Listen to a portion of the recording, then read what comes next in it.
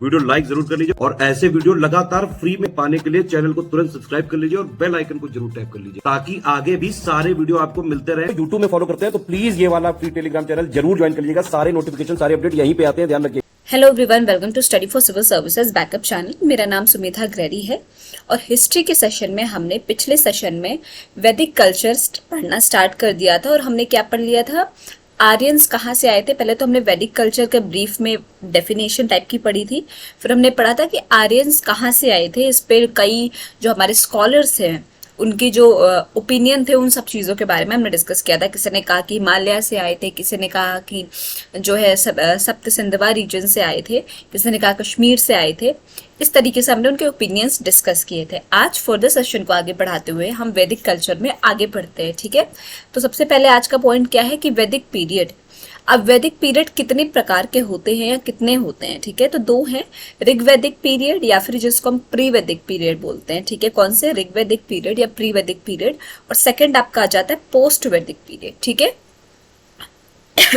तो चलिए सबसे पहले डिस्कस करेंगे ऋग्वैदिक पीरियड। अब एक इम्पॉर्टेंट पॉइंट यहाँ से बहुत ज्यादा इम्पोर्टेंट पॉइंट आता है कि आयरन जो है लोहा, वो मेंशन नहीं था। कहाँ पे, ऋग्वेदा में। ऋग्वेदा में आयरन का कोई भी मेंशन नहीं है, उल्लेख नहीं है, ठीक है। Knowledge of iron. अब आयरन के बारे में, लोहे के बारे में पता कहाँ से चलता है, वेरी वेरी वेरी इंपॉर्टेंट।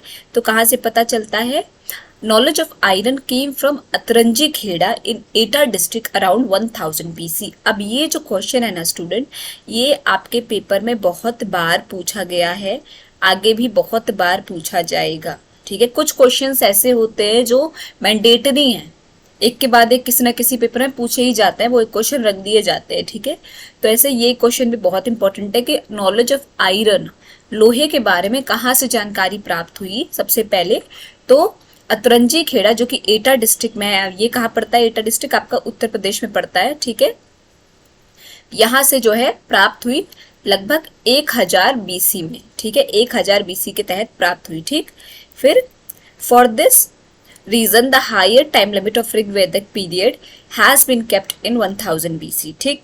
अब आ जाते हैं पोस्ट वैदिक पीरियड पे आपके, कि पोस्ट वैदिक पीरियड में कहाँ है।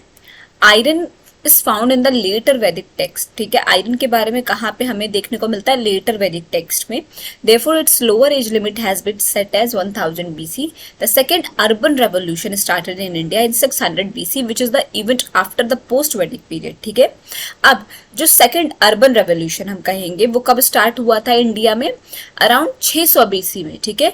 और इस इंसिडेंस को, इस इवेंट को हम क्या बोलते हैं, विच इज कंसीडर्ड, इसको कब कंसीडर करते हैं, इसको हम कंसीडर करते हैं आफ्टर पोस्ट वैदिक पीरियड। मतलब सेकंड जो अर्बन आपकी रेवोल्यूशन आई थी वो आई थी आपकी लगभग आपके बाद में, किसके, पोस्ट वैदिक पीरियड के। Hence its upper limit has been kept as 600 BC, ठीक है।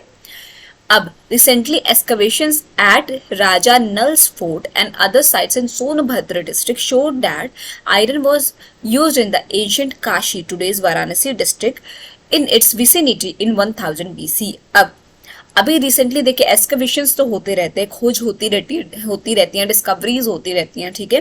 तो रिसेंट की आपकी जो एक्सकवेशन है, कहाँ पे, राजा नल का जो फोर्ट है और बहुत सारी साइट है, कहाँ पे, सोनभद्र डिस्ट्रिक्ट में, उत्तर प्रदेश के।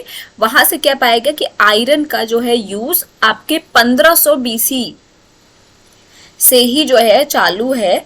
कहाँ पे इसका सबसे पुराना इंसिडेंस मिला है, काशी, जो अब हम वाराणसी बोलते हैं, वहां से क्या मिला है हमें, इसका जो है एक कहेंगे हम, इसका एक एग्जाम वो प्रूफ मिला है, ठीक है, कि ये काशी में आयरन जो है तब एंशिएंट टाइम पे यूज होता था, जिसको अब हम वाराणसी बोलते हैं। एरा कौन सा था, वो कौन सा टाइम था, 1500 BC, ठीक है।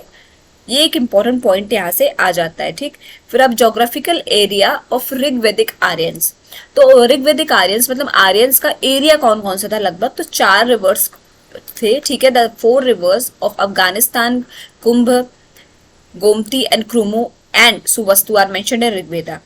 जो 4 जो अफगानिस्तान के रिवर्स थे, मतलब जो नदियां थी, कौन कौन सी, कुंभ जिसको हम काबुल बोलते हैं, गोमती, गोमल, क्रुमो एंड सुवस्तु, ये ऋग्वेदा में मेंशन है। सिमिलरली डिस्क्रिप्शन ऑफ सप्त Sindhava Pradesh is found in Rigveda, the region are describe descendant from 7 rivers. अब इसको सप्त सिंधवा कहा क्यों जाता है, ठीक है, क्योंकि ये जो है ये रीजन जो बना था ये 7 नदियों के संगम से बनता है, ठीक है, 7 नदियों के आसपास से बनता है। तो इस नाते इस पार्ट को, इस एरिया को हम क्या बोलते हैं, सप्त सिंधवा प्रदेश या सप्त सिंधवा रीजन, ठीक। तो इंदस कौन कौन से 7 नदियां हैं ये भी इंपॉर्टेंट है। तो आपके इंदस, सरस्वती, शतुर्दी, बिपाशा, परुष्णी, वितस्ता और Askini.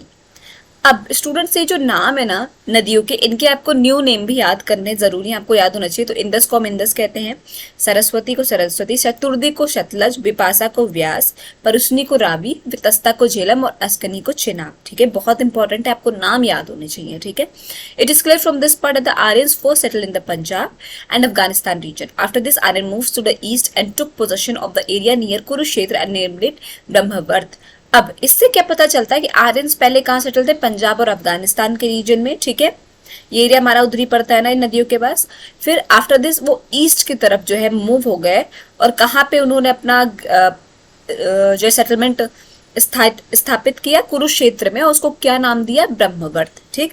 The river Ganga is mentioned once in Rigveda and Yamuna is thrice. अब ये बहुत मेजर इंपॉर्टेंट लाइन है कि गंगा और यमुना का उल्लेख ऋग्वेदा में कितनी बार है, ठीक है, पूछा जा चुका क्वेश्चन है।